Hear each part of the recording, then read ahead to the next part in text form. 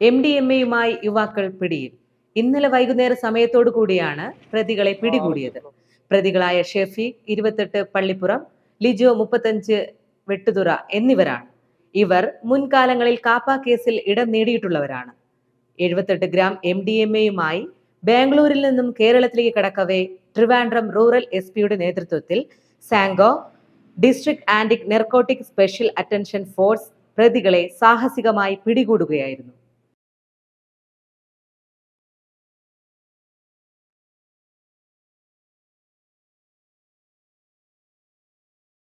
ഒത്തിരി പോലീസൊക്കെ ഒത്തിരി കഷ്ടപ്പെട്ടു. ഒരു 3 മണി മുതൽ ഏകദേശം ഇത്രയും സമയം വരെ ഉണ്ടായിരുന്നു.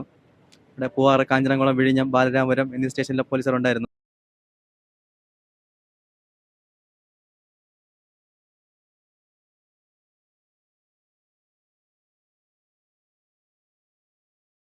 ഇത് സ്ഥിരമായിട്ട് ഇവിടെ നടക്കുന്നത് തന്നെ. പൂവാർ പോലീസും അവരുടെ ഒറ്റ ഇതിൽ തന്നെ നടന്നത്. തിരുവോറം പഞ്ചായത്തിൽ പുറത്തിവിള എന്ന് പറയുന്ന സ്ഥലത്താണ് ഈ MDMA പിടിച്ചിരിക്കുന്നത്. ഇത് ഇവിടെ ഇപ്പോൾ രണ്ടാമത്തെ പ്രാവശ്യമാണ് MDMA ഇവിടെ വെച്ച് പിടിക്കുന്നത്, ഇതേ സ്ഥലത്ത് വെച്ച്.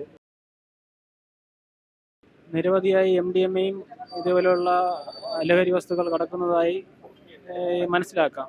അപ്പോൾ നമ്മുടെ എക്സൈസും പോലീസും എല്ലാം സംയുക്തമായുള്ള ഇത് ഇവിടെ പിടിച്ചിരിക്കുന്നത്. അപ്പോൾ ഇതേപോലുള്ള സംയുക്തമായുള്ള പരിശോധനയിൽ ഇനിയും ആവർത്തിക്കുമ്പോൾ ഇവിടുത്തെ ലഹരി കടത്ത് മാഫിയകളെ എല്ലാം ഒന്നൊന്നായി പോലീസിനും അവരെ അറസ്റ്റ് ചെയ്ത് നിയമ നടപടിയിലോട്ട് കൊണ്ടുവരാൻ പറ്റുമെന്നാണ് പൂർണ്ണ വിശ്വാസം.